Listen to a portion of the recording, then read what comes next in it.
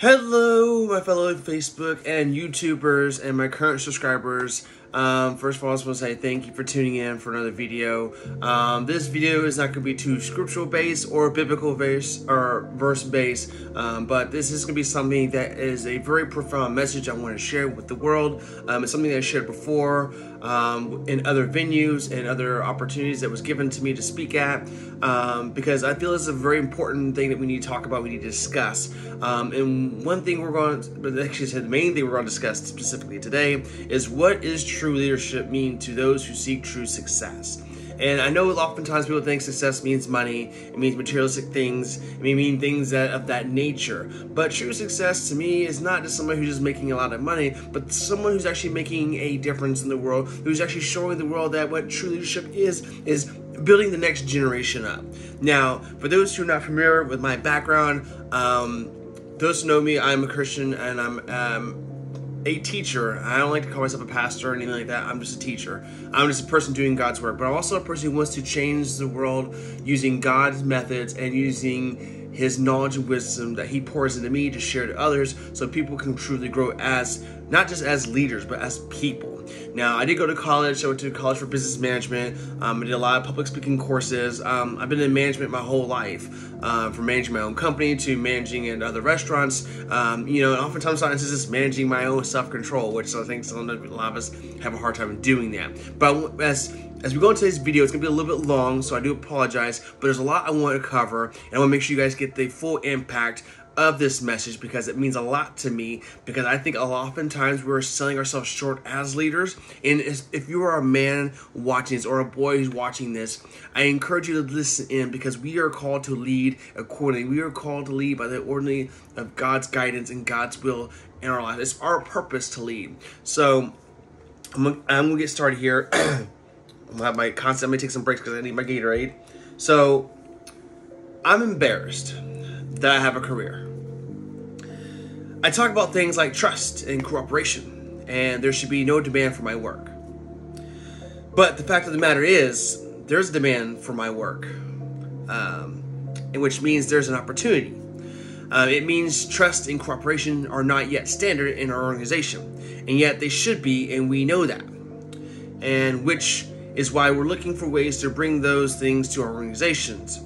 So I thought I would do something a little bit different today, because when you're speaking to tens of thousands of people and you have the opportunity to share a message, of course, most rational people will say, well, let's go with something I've talked about lots of times and I'm really good at, but I'm not normal, obviously, so I'm going to do something completely new, and I hope this works out.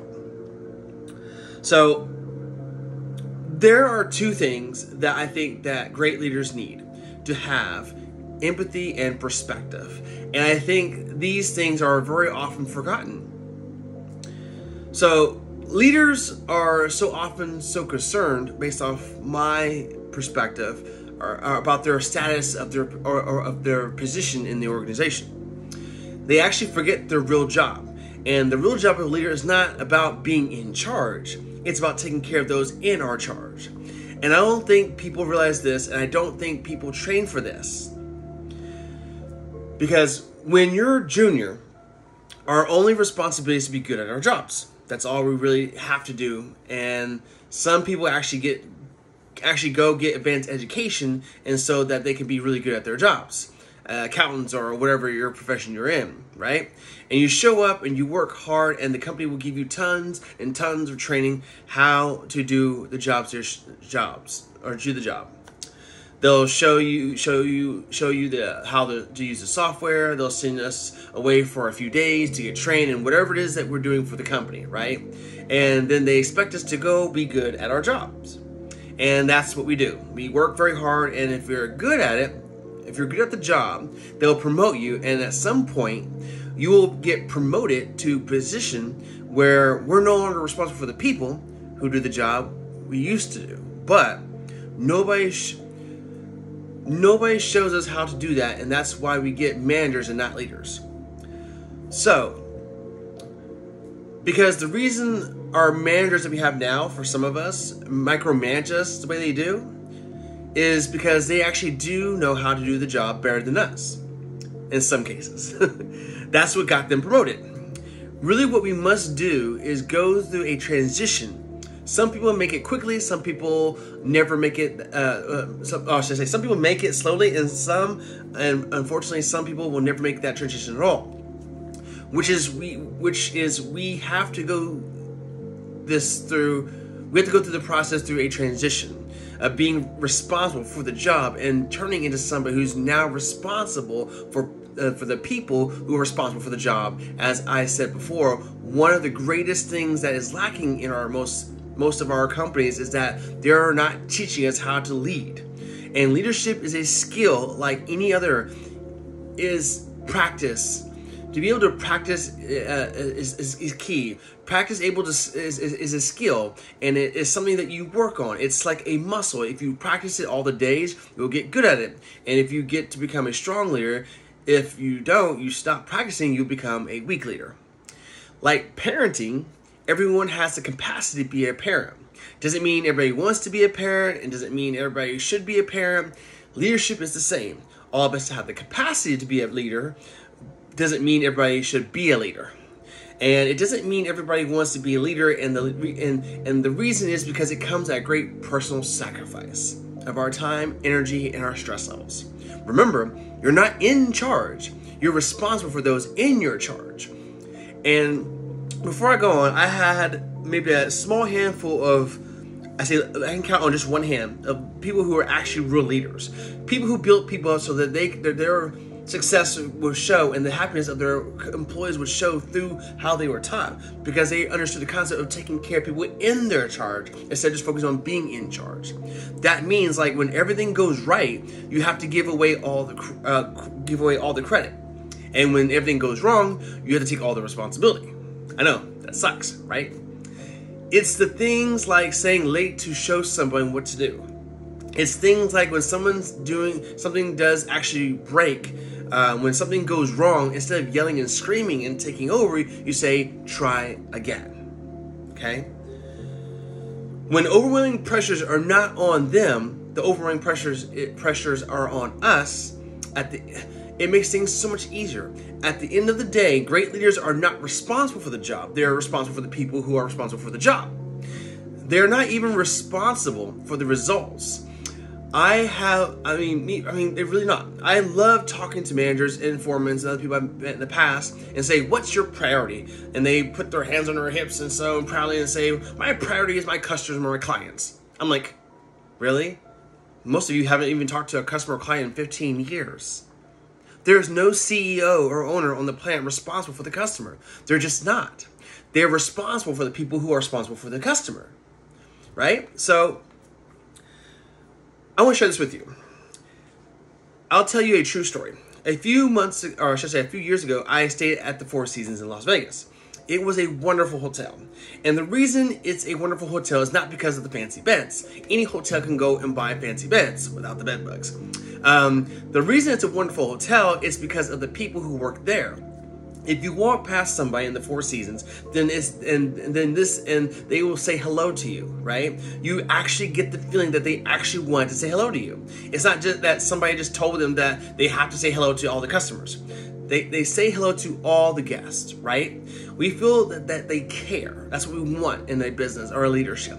Now, in their lobby, they have a coffee stand. And one afternoon, I went to buy a cup of hot chocolate, and there was a barista by the name of Scott who was serving me. Scott was fantastic.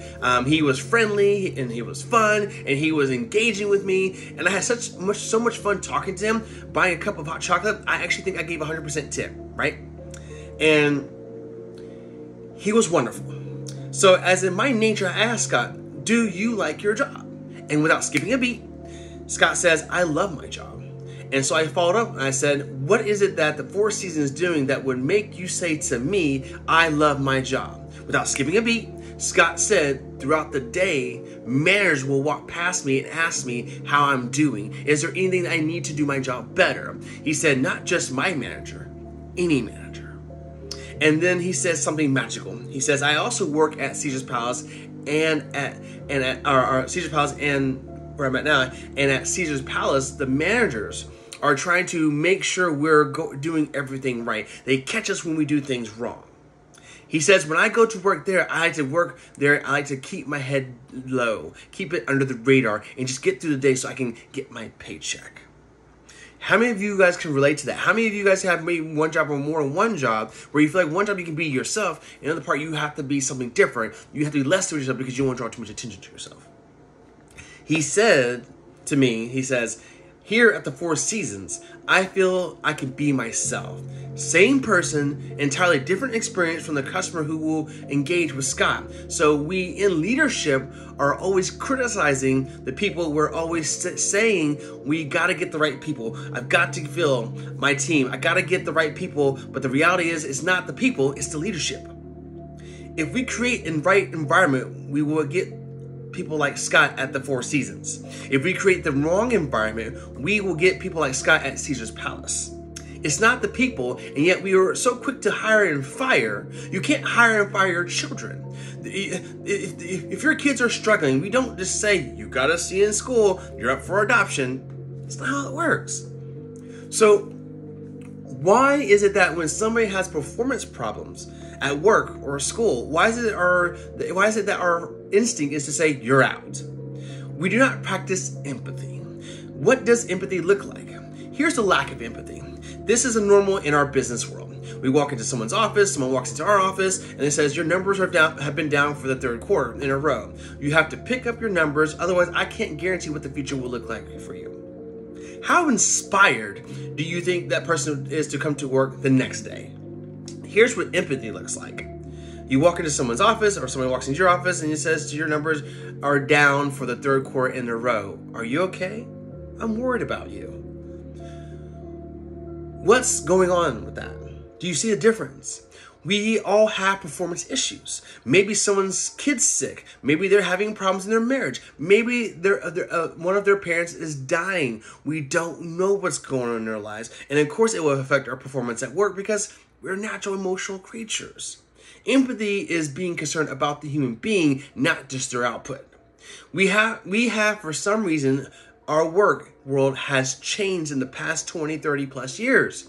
We are suffering the side effects of business theories left over from the 80s and the 90s. And they are bad for people, and they are bad for business. Now, let me give you an example.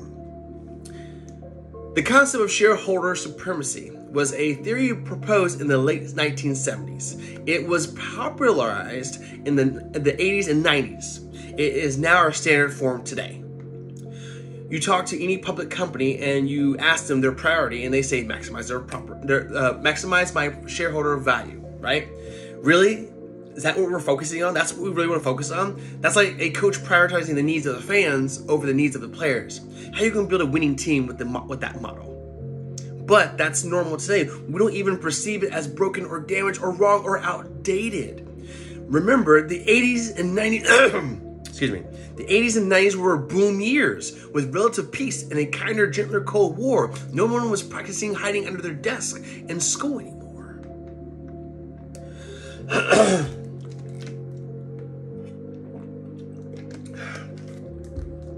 We are no longer in those times. There are no longer boom years. These are no longer peaceful times. And those models cannot work in our society today. Here's another one. Mass layoffs. Using someone's livelihood to balance the books, right? Are so normal in America today that we don't even understand how broken and how damaging it is, not only to human beings, but to the business. You know, companies talk about how they want to build trust and cooperation, then they announce a round of layoffs. Do you know the quickest way to destroy trust and cooperation in the business? Literally one day, mass layoffs. Lay people off. And everybody gets scared. Can you imagine sending someone home to say, honey, what's the word I want to use? I can no longer provide for our family because the company missed its arbitrary projections this year. And forget about the people who lost their jobs. Think about the people who kept their jobs, because every single decision a company makes is a piece of communication that the company has that just communicates to everybody else that this is not a meritocracy. We don't care how hard you work or how long you've worked here. If we miss our numbers and long enough, you work, or I should say, I messed up. If you miss our numbers and you happen to fall on the wrong side of the spreadsheet, that's what I meant to say. I'm sorry, we cannot guarantee your employment. In other words, we come to work every day afraid. We do. A lot of us do. And we're asking our youngest generation, our current generation even, to work in environments where how would any of us stand up and admit, I made a mistake? We're constantly being told, you have to be vulnerable. Leaders are vulnerable. What does that even mean? It doesn't mean you walk around crying going, I'm vulnerable. No. Vulnerability means as you create an environment in which someone feels safe enough to raise their hand and say, hey, I don't know what I'm doing. You give me a job and I haven't been trained to do it. I need help. I made a mistake. I screwed something up. I'm scared. I'm worried. All these things no one would ever admit inside a company because it puts a target on your head in case there's another round. And so we keep it to ourselves. And how can a company ever do well if no one's ever willing to admit that they made a mistake, that's scared, or they don't know what they are doing? And so we literally created cultures in which every single day, everybody comes to work and lies, hides, and fakes. And we're asking our youngest generation, our current generation, to work and succeed and find themselves and build their confidence and overcome their addiction to technology and build strong relationships at work when we're asking to do this. And these environments we've created. We keep saying to them, you're the future leaders. We're the future leaders now. We're in control. What are we doing? This is what empathy means. It means that there's an entire generation struggling. Maybe it's not them. It's like, like the only thing I think that's common factor in all my failed relationships, me. Same thing. Oh, I just got to get the right person. I got to get the right person to act right. Or you know what? I had to get the right performance out of my people. Maybe it's you, right? It's not a generation. It's not them. They're not difficult or hard to understand. They're human beings like the rest of us, trying to find their way, trying to work in a place where they feel that someone cares about them as human beings. By the way, that's what we all want, right? In other words, it's not even a generational. It's all of us. This is a practice of empathy.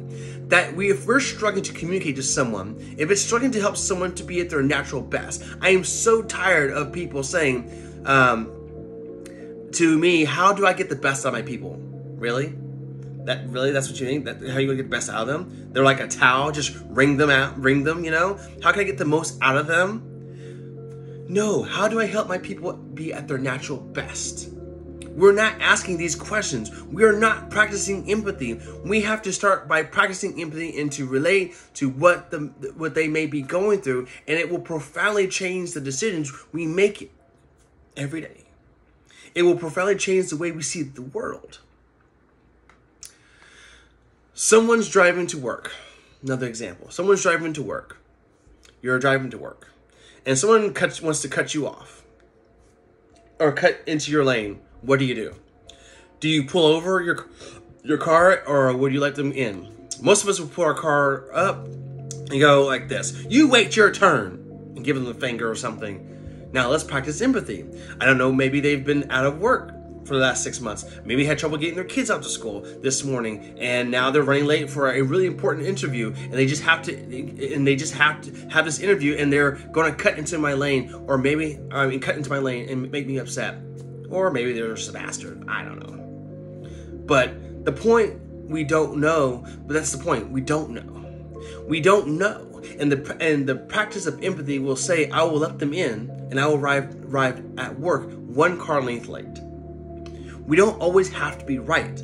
We don't always have to be in charge. We don't have to be the one who succeeds. It's not about winning or losing. That's where I go to the second point I'm going to talk about. After empathy comes perspective. where it's not about winning or losing. In a game theory, there are two kinds of games. There are finite games and there are infinite games. And this is how you're going to change your perspective on this, right? A finite game is defined as known players, fixed rules, and an agreed upon objective. Baseball, for example. We all know the rules. We all agree to the rules, and whoever has the most runs at the end of 9 innings is the winner, and the game is over. No one ever just says, if we can just play 2 more innings, I know we can come back. It doesn't work that way. The game is over, right? That's a finite game. Then we have an infinite game. Infinite games are defined as known and unknown players. The rules are changeable, and the objective is to keep the game in play to perpetuate the game. When you pit a finite player versus a finite player, the system is stable. Baseball is stable, right? When you put an infinite player versus against an infinite player, the system is also stable. Like the Cold War, for example. Because there cannot be a winner and a loser. There are no winners or losers in a infinite game, right? There just isn't. It doesn't exist. And because there are no winners or losers, what ends up happening in the infinite contest is players drop out when they run out of the will or the resources to play the game.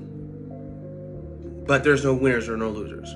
Okay, do you get what I'm saying? Problems arise when you pit a finite player versus an infinite player.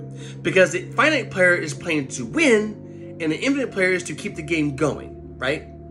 This is what happened to us in the Vietnam. We were playing to win, and the Vietnamese were fighting for their lives. We were the ones who got stuck in quagmire. This is the Soviet Union in Afghanistan. They were trying to beat the Mujahideen, and the Mujahideen wouldn't fight for as long as necessary. Quagmire. Now, let's look at business. The game of business has pre-existed or has existed long before every single company that exists on this planet today. And it will outlast every single company that it lives and exists on this planet today, period. There is no winning the game of business. And the reason is because we haven't agreed to the rules.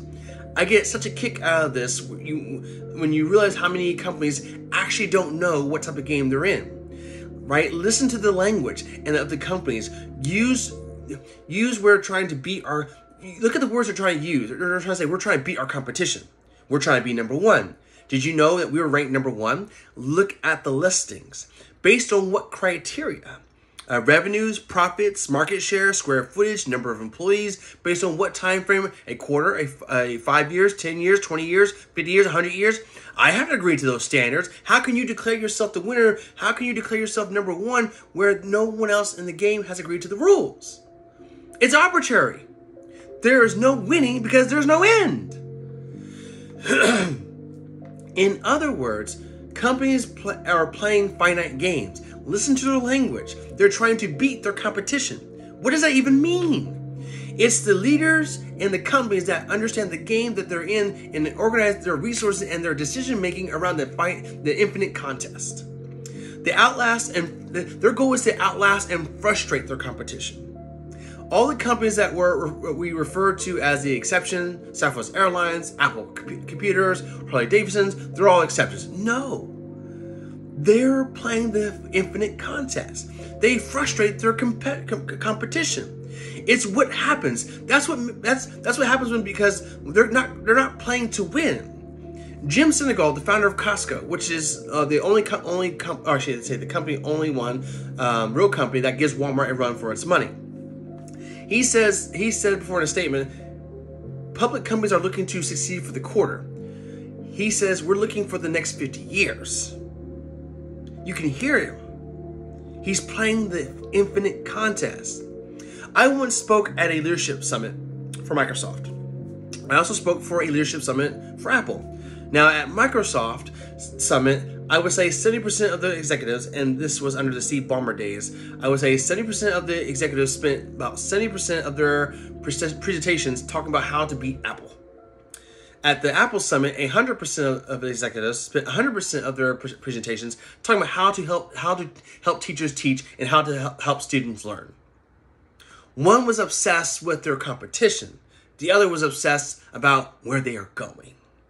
So at the end of the presentation at Microsoft gave me a gift. They gave me the new Zune, which was a competitor to the iPod Touch when it was a thing, right? I have to tell you this piece of technology was spectacular. It was beautiful. The user interface was incredible. The design was amazing. It was intuitive. It was one of the most beautiful, elegant pieces of technology I'd ever seen at that time, right? Now, they didn't work with iTunes, which is an entirely different problem. I couldn't use it, but that's something else. I'm sitting in the back of a taxi with a senior Apple executive sort of employee, number 12 type of guy. And I decide to stir the pot. And I turn to him and I say, you know, I just spoke at a Microsoft Summit and they gave me their new Zune. And I have to tell you, it is so much more better than your iPod Touch. And he turned to me and said, I have no doubt. Conversation over. Right? It's weird, right? Because the Infinite player isn't playing to be number one every day with every product. They're playing to outlast their competition. If I would have said to Microsoft, oh, I've got the new iPod Touch, it's so much better than your new Zune, they would have said, can we see it? What does it do? How do we have to see it? Because one is obsessed with their competition. The other is obsessed with why they do what they do. The other is obsessed with where they're going. And the reason Apple frustrates their competition is because secretly they're not even competing against them. They're competing against themselves. And they understand that sometimes you're a little bit ahead and sometimes you're a little bit behind. And sometimes your product is better and sometimes it's not. But if you wake up every single morning and compete against yourself, how do I make our products better than they were yesterday? How do I take care of the customers or my clients or my employees better than we did yesterday? How do we advance our cause more efficiently, more productively than we did yesterday? How do we find new solutions to advance our calling, our cause, or our purpose, or our beliefs, our why every single day? What you'll find over time, you'll probably be ahead more often. Those who play the infinite game understand it's not about the battle, it's about the war. And they don't play to win every day, and they frustrate their competition until the competition drops out of the game.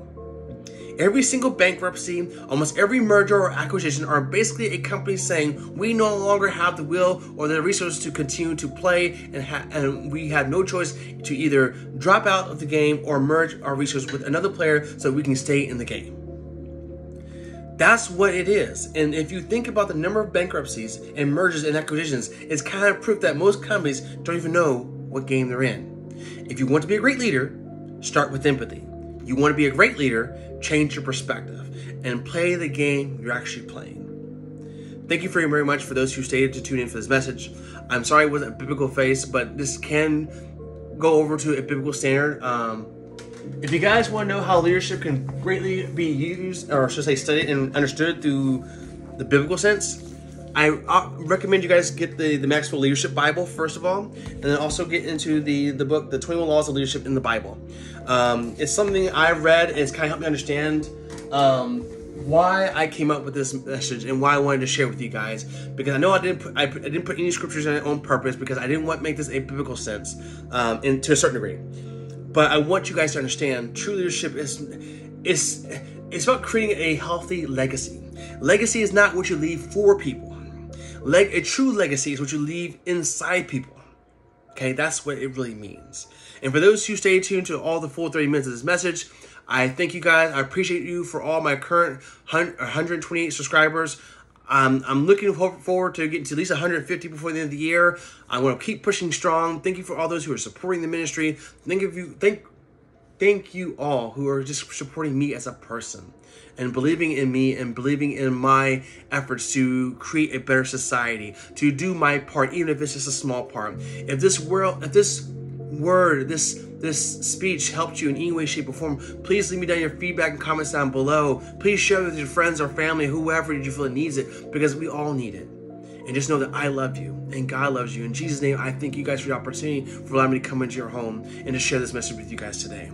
So until next time, take care of yourself and set your heart ablaze. Remember, your best days are still ahead of you and God's not finished yet by far. Take care, guys.